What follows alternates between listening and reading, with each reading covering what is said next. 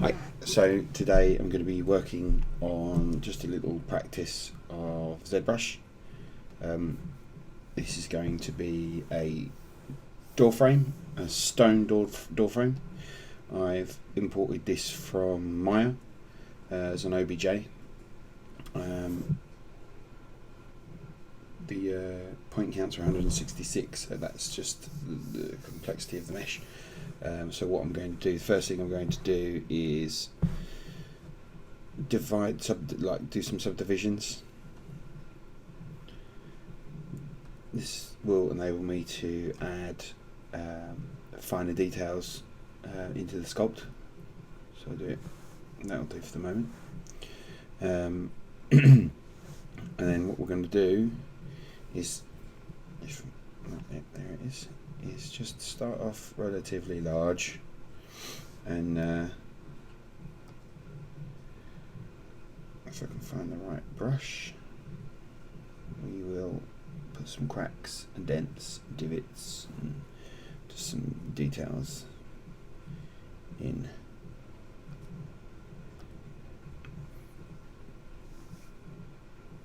And if I can remember correctly, there's actually a hotkey for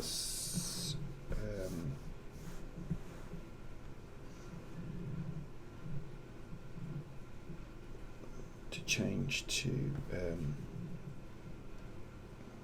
division and movement. Division, that means additional subtraction. So you're either adding something to the geometry or kind of taking it away. So I just have some reference images that I'm using. They're just off screen, so you can't see them, just to give me some rough ideas of the direction I'm going. So what I'll do is I'll just keep that like that, and then move this over here. I'll add, oh, that's too big, obviously.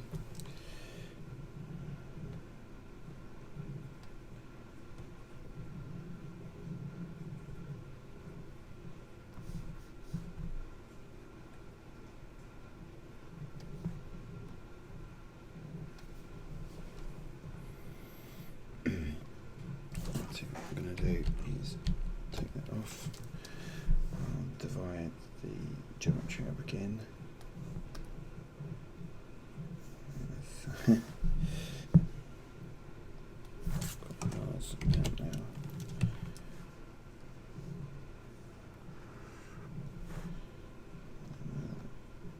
Let's go a little bit more. Draw the size down.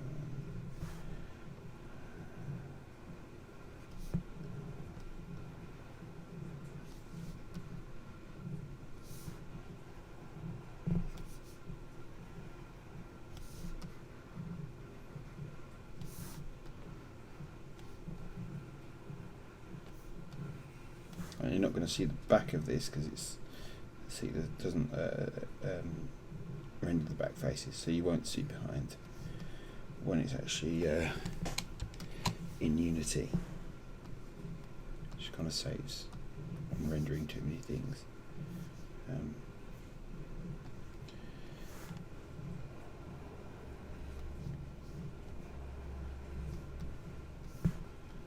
Really light details at the moment, just getting a rough shape of stuff.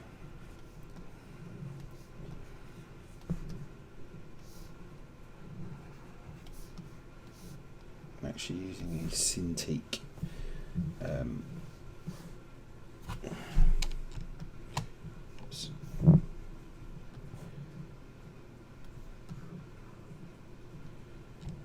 see where I'm going here. I'm just adding some rough details just to say, look, here's individual stones. You know, this is not just one big lump of stone.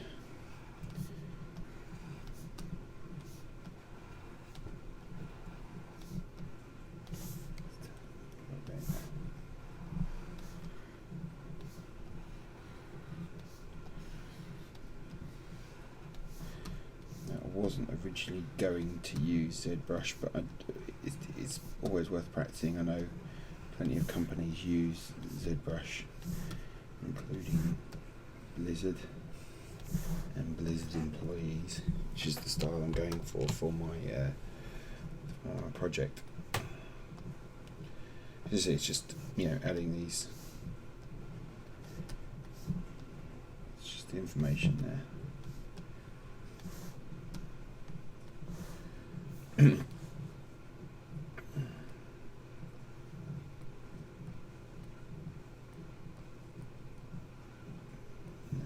over to the side. Actually, I'll do something similar.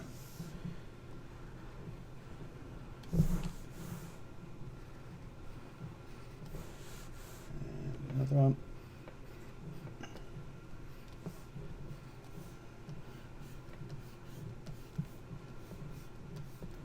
Oops. Do that quite a lot. And again.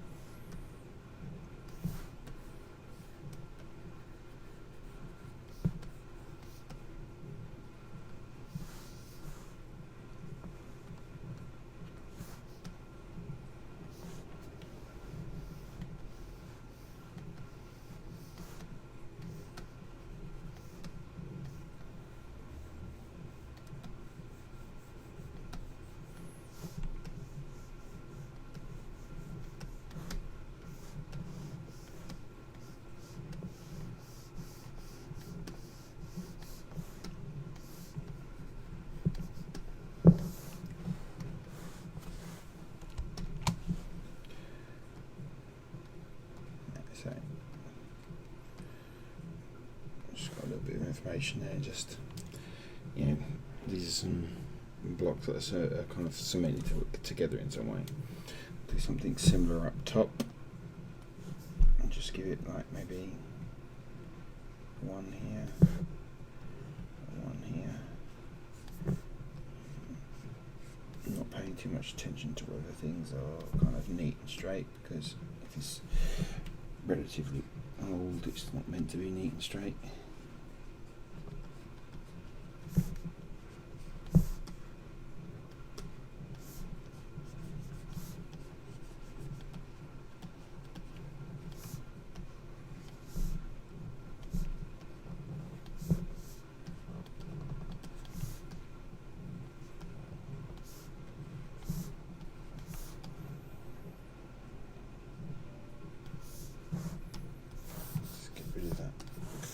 It's irritating me.